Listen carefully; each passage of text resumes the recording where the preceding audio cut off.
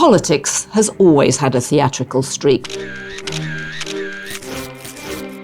But some weeks the casting director clearly loses the plot. Within the space of a few days, we've been treated to the surreal spectacle of two first ladies, one past, one present, appearing on very different stages, delivering messages that felt, well, completely misassigned. I invite Miss Rosemary DiCarlo, Undersecretary General of Political and Peace-Building Affairs, to participate in this meeting. There was Melania Trump at the United Nations, standing beneath the pale blue glow of international diplomacy to deliver what appeared to be a speech written by an AI trained on the contents of a Hallmark card. The theme was peace, children, wisdom, the future of the world. All admirable sentiments, but listening to the former catalogue model lecture global leaders on AI required the kind of glazed concentration I normally associate with studying an airport departure board. The delivery was halting, the cadence mechanical, the language oddly bloodless. After nearly 30 years living in America and despite receiving an EB-1A visa, also known as the Einstein visa and reserved for individuals with extraordinary ability, the First Lady still seems to wrestle with the syntax of the country she represents. Words arrived slowly, like luggage circling the carousel. It is so decided.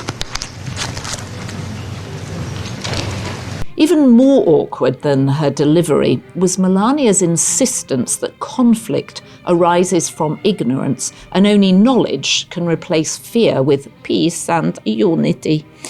This message might have induced fewer eye rolls if it hadn't followed her husband Donald Trump's bombing of Iran and killing of the country's top leaders, along with over 100 students from a girls' school adjacent to a local Islamic Revolutionary Guard Corps barracks. Meanwhile, the day before, in what felt like the political equivalent of a smash cut, all eyes were on Hillary Clinton appearing before the US House Oversight Committee.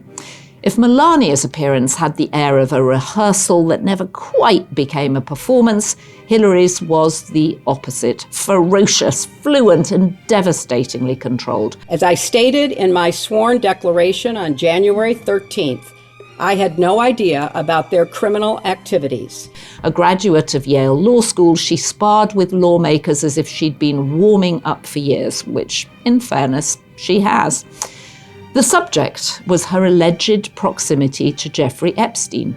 Clinton made it icy clear she had never knowingly met him. I do not recall ever encountering Mr. Epstein. Her testimony had her familiar steely brilliance. Sentences snapped into place. Arguments were constructed with the neat precision of a seasoned litigator.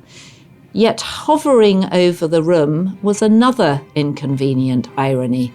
Because while the former Secretary of State may never have crossed Epstein's path, her husband, Bill Clinton, appears repeatedly in the Epstein files. Photographs exist of the former president enjoying relaxed moments with Epstein and companions, including one memorable scene involving a hot tub in Brunei and a collection of women who did not appear to be discussing public policy, which raises the obvious conclusion: these two women were delivering the wrong speeches. Hillary, who spent years advocating for women's rights globally and famously declared that women's rights are human rights, should have been standing at the United Nations podium talking about the safety of women and children around the world.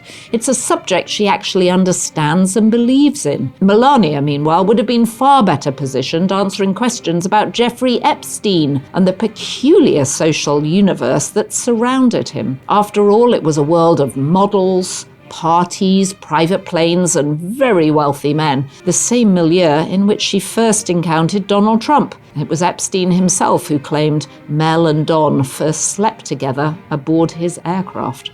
Even the women's wardrobe seemed to have swapped. Melania, once known for her tiered safari dresses and wide-brimmed hats, now appears to be evolving towards something more businesslike. She recently wore high-waisted silver pants to a black tie event at the White House and a crisp white shirt, tailored jacket and fitted business slacks to the State of the Union address. In other words, a variation on the pantsuit uniform that Hillary Clinton practically trademarked. And yet beneath the staging, the choreography and the oddly mismatched scripts lies the same quiet truth.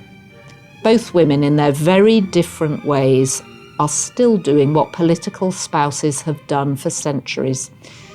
They are standing on the stage covering for their husbands, Donald and Bill, who were once, of course, intriguingly close friends.